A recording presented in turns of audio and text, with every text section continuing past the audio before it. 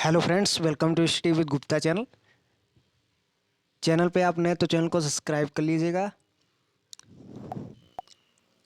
Bihar police अवर सेवा आयोग BPSSC ने आपकी पुलिस एसआई के पदों पे बड़ी संख्या में आपकी ये भर्ती निकाली है, तो उसकी हम पूरी नोटिफिकेशन देख लेते हैं।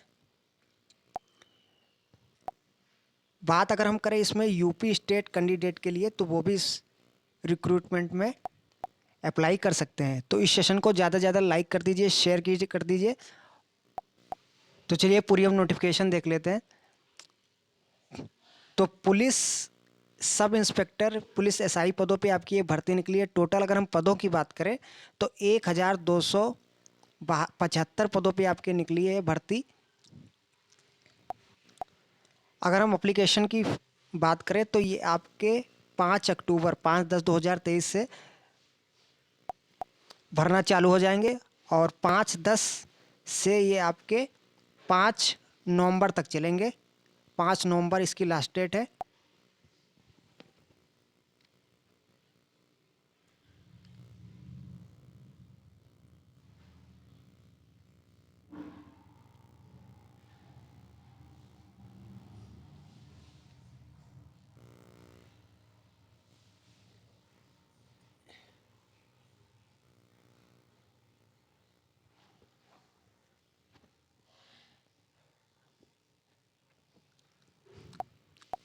सबसे पहले हम एलिजिबिलिटी की बात कर लेते हैं। अप्लाई के लिए क्या एलिजिबल होनी चाहिए एलिजिबिलिटी आपकी। पहले हम एजुकेशनल क्वालिफिकेशन की बात करें तो एजुकेशनल क्वालिफिकेशन में ये आपसे ग्रेजुएशन मांग रहे हैं। उसके बाद अगर हम एज लिमिट की बात करें, जो आपकी एज है 1 अगस्त 2023 के आधार पे काउंट की जाएगी। अगर हम जनरल कैटेगरी की बात करें मेल कैंडिडेट के लिए, तो मेल कैंडिडेट के लिए जो मिनिमम एज ये मांग रहे हैं 20 वर्ष मिनिमम एज और मैक्सिमम एज 37 वर्ष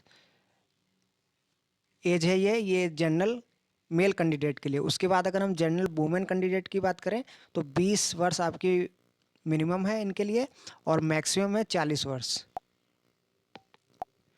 उसके बाद अगर हम पिछड़ा वर्ग बात करें और अत्यंत पिछड़ा वर्ग के कैंडिडेटों की बात करें, मेल हो या चाहे फीमेल हो, तो उनके लिए जो मिनिमम एज है 20 वर्ष है और मैक्सिमम 40 वर्ष।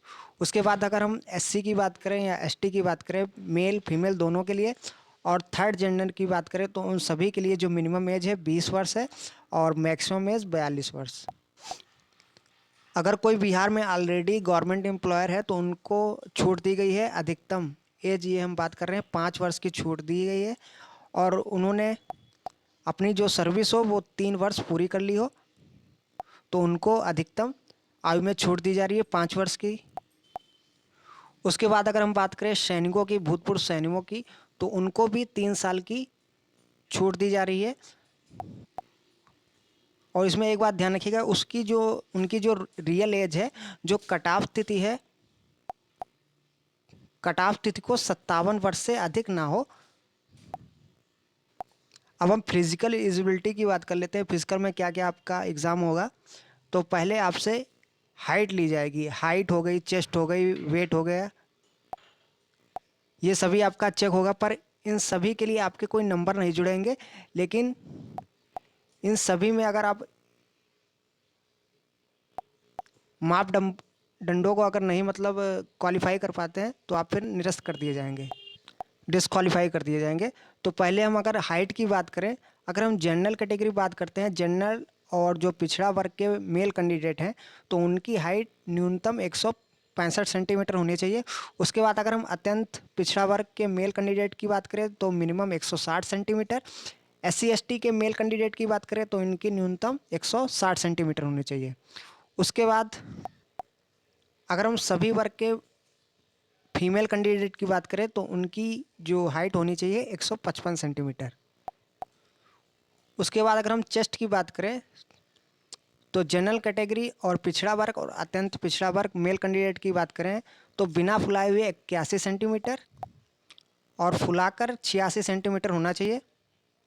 उसके बाद अगर हम SC ST मेल कैंडिडेट की बात करें तो बिना फुलाए इनके लिए जो आहारता दी गई है 79 सेंटीमीटर और फुलाकर 84 सेंटीमीटर। फिर वेट की अगर बात करें हम तो सभी वर्ग की जो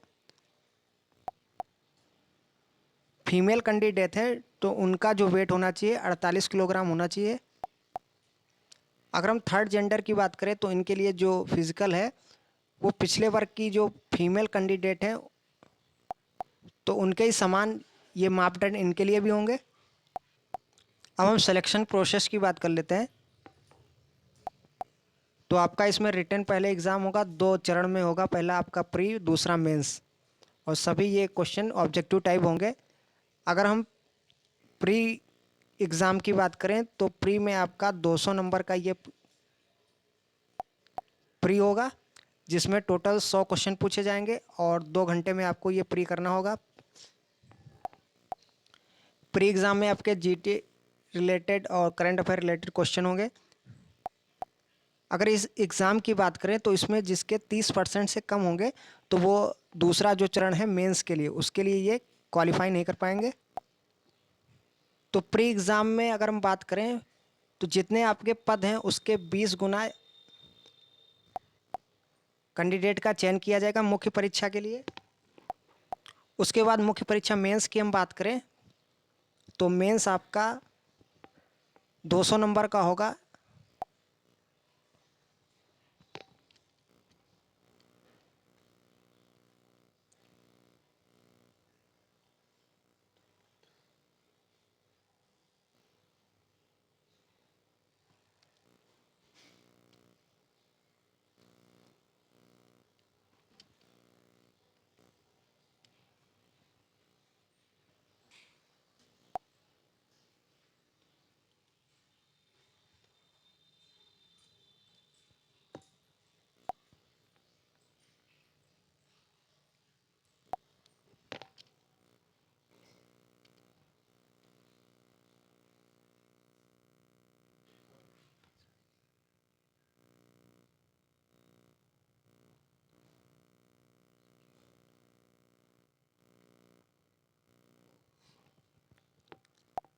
मेंस आपका ये 2 पेपर में होगा। अगर हम पहले पेपर की बात करें तो पहले पेपर आपका हिंदी का होगा जो 200 नंबर का होगा और ये 2 घंटे में आपको करना होगा, जिसमें आपके हिंदी से 100 क्वेश्चन पूछे जाएंगे और इसमें मिनिमम आपको 30%